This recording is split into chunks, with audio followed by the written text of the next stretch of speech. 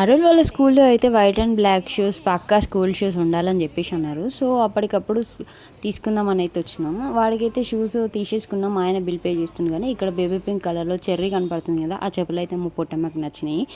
Waste చూద్దామని చెప్పేసి కాళ్ళకైతే వేసిన, బట్ మా పొట్టమ్మ పైన చెర్రీ వీకేసింది. సో అది పట్టుకొని అయితే మొత్తం ఆడుతుంది షాప్లో. ఆ స్టూల్ పట్టుకొని ఏదో షాప్ మాది అన్నట్టుగా.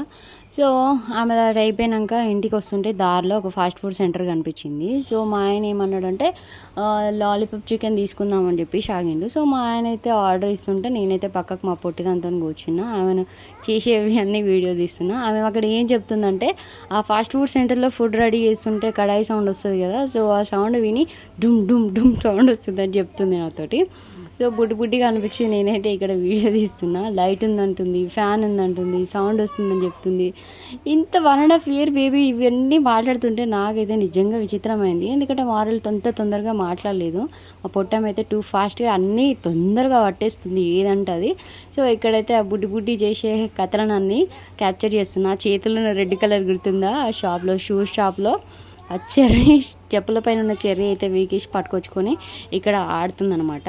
మొత్తానికైతే మాకు చికెన్ లాలీపాప్స్ అయితే రెడీ అయిపోయినాయి. సో ఇంకా ఇంటికి వెళ్ళాలి. సో ఇప్పటివరకు చూసినందుకు థ్యాంక్ యూ ఫర్ వాచింగ్.